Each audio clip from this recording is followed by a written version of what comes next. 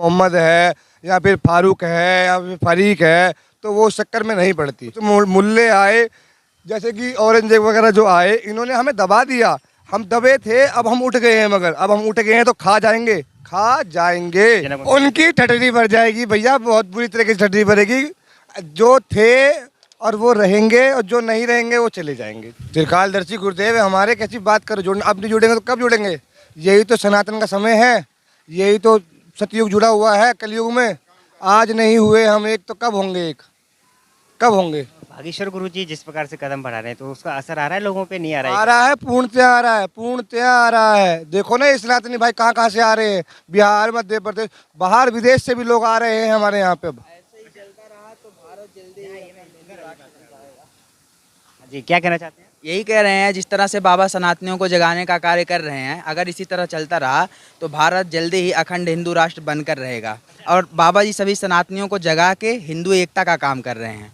जब अपना जो भारत है हिंदू राष्ट्र हो जाएगा, अखंड भारत बन जाएगा, क्या क्या परिवर्तन देखने को मिलेगा? परिवर्तन ये होगा, यहाँ यूनिफॉर्म सिविल कोड होगा, किसी पे गौहत्या, गोकशी ये सब बंद रहेगा। एक समान नागरिकता कानून पूरे भारत में लागू रहेगा। हर धर्म, मजहब, संप्रदाय, हिंसा बंद रहेगी। और हम लोग अपने प्राचीन सभ्यता के हिसाब से विश्व गुरु बनने की कदम, विश्व गुरु बन के और दुनिया का मार्गदर्शन करेंगे हम लोग। जब से बागेश्वर गुरुजी ने अखंड भारत हिंदू राष्ट्र की बात करी है, कुछ मिशनरियाँ उनके पीछे पड़ गई और आप देखते भी हैं आए दिन कुछ न कुछ आपत्तिजनक। उनकी ठटरी भर जाएगी भैया, बहुत बुरी तरीके से ठटरी भरेगी। जो थे और वो रहेंगे, और जो नहीं रहेंगे वो चले जाएंगे। जय श्री राम, जय बागेश्वर धाम।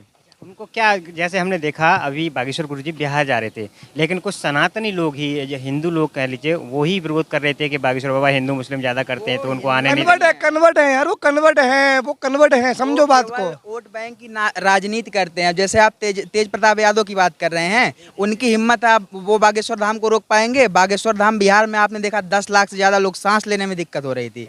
सनातनियों का कोई सामना कर पाएगा? वो भी बिहार में हमारे, बिल्कुल नहीं, उनको कोई नहीं रोक सकता है।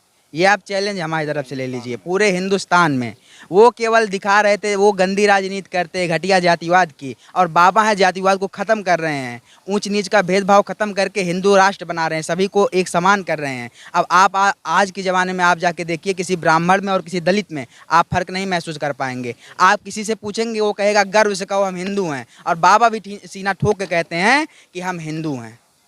बागेश्वर गुरुजी, मैं आपसे जानना चाहूँगा, बागेश्वर गुरुजी इस समय अज्ञातवास में है, बागेश्वर धाम पर नहीं है, लेकिन फिर भी हम देख पा रहे हैं बागेश्वर धाम पर भक्तों का सैलाब जारी है, और कल भी जहाँ उम्मीद है, मंगलवार है, 8 से 10 लाख भक्त आने की उम्मीद है। तो आप कैसे देखते हैं? कुछ लोग कहते हैं बाबा जी के दर्शन नहीं होंगे तो निराश होकर चले जाते हैं, तो बाबा जी के दर्शन करना ज़्यादा जरूरी है? बालाजी के दर्शन, बालाजी के दर्शन करना जरूरी है। जिनसे गुरुदेव हमारे बने हैं, उनकी चरण में आप चले जाओगे तो गुरुदेव तो हम आपके साथ में थे और रहेंगे ना हमेशा। अगर आप मेरे साथ हो जाओगे तो धाम आपके साथ में नहीं हो जाएगा। अगर आप बालाजी के साथ में हो जाओगे तो गुरुदेव आपके साथ अपने आप ही हो जाएंगे, उसमें कोई संदेह ही नहीं है। बागेश्वर धाम को भी चमत्कारिक धाम ही बोलते हैं कि यहाँ पे आइए, अर्जी लगाइए, आपकी जो बागेश्वर धाम ही नहीं, पूरे भारत में जितने भी मंदिर हैं प्राण प्रतिष्ठा करवा के, उन सब में शक्तियाँ हैं। बस कमी है कि अपने आप को जागृत करो, वहाँ बैठो, ध्यान लगाओ, पूजा पाठ करो, और फिर देखो जय जय कैसे होती है। बहुत अच्छी जय जय हो जाती है।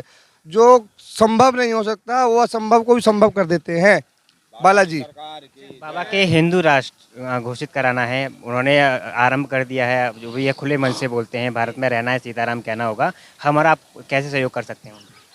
हम आप सहयोग कर सकते हैं मीडिया के द्वारा, अपनी मांग रख सकते हैं सरकार से कि भैया अब नहीं तो कब करोगे, हिंदू राष्ट्र बना लो इसको।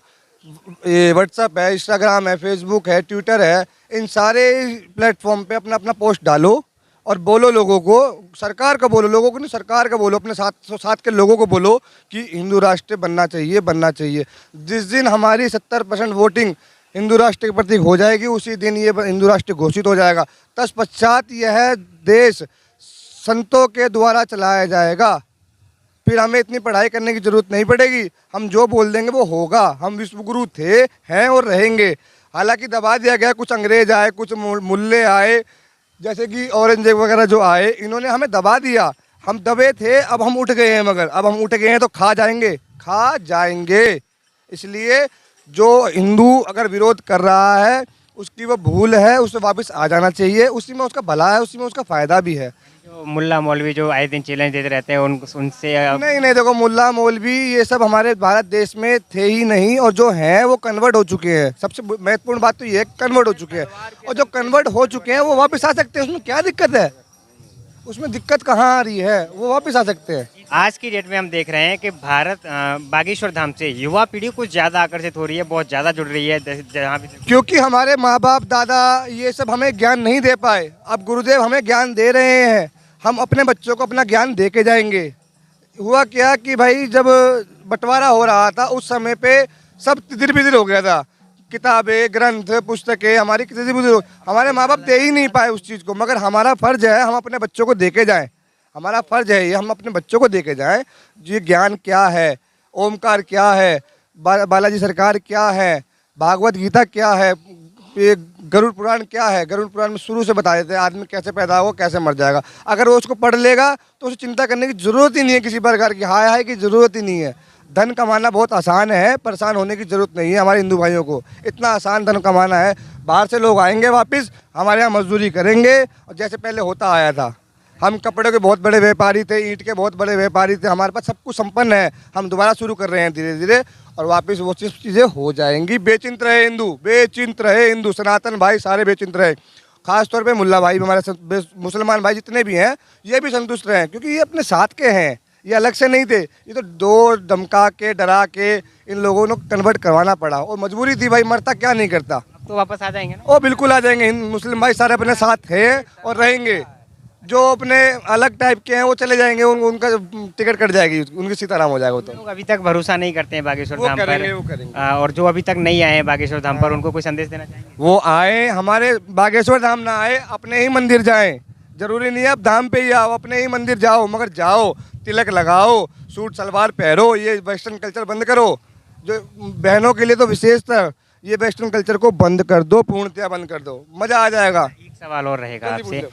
कुछ लड़कियां जिहादियों के चक्कर में फंस जाती हैं, जैसा कि अभी दिल्ली में केस देखा गया, तो इस प्रकार की घटनाओं पे कैसे? देखो वो बहन फंस गई, वो बहन फंस गई, समीर राहुल राहिल साहिल के चक्कर में फंस गई। अगर उसको बताया जाता कि मेरा नाम ये है, मोहम्मद है, या फिर फारूक है, या फिर फरीक है, तो वो उस चक्कर में नहीं पड़ती। मुसलमान भाइयों से विनती है मेरी, अगर आपको कुछ ऐसा करना भी है तो अपना असली नाम बताए, अपने प्रेम में रखे उसको, और सनातनी के साथ होके रखे तो ज़्यादा बेटर है। ये जिहाद विवाद कुछ होता नहीं है, इससे कुछ लाभ भी नहीं होने वाला यार। देखा गया है कुछ लड़कियां जानबूझकर भी उनसे फ्रेंडशिप करती हैं, ऐसी लड़कियों को कोई सलाह देना नहीं चाहेंगे? जान चाहता। मेरी बहन बिल्कुल नहीं जाएगी, तुम्हारी बहन बिल्कुल नहीं जाएगी जानबूझ के। क्यों जाएगी वो जानबूझ के यार? नहीं जाएगी। जब घर में कमी होती है, जब आदमी बाहर जाता है, सबसे बड़ी बात तो ये है, घर में अच्छा हो जाए तो सब अच्छा हो जाए। जय सिया राम, जय बागेश्वर।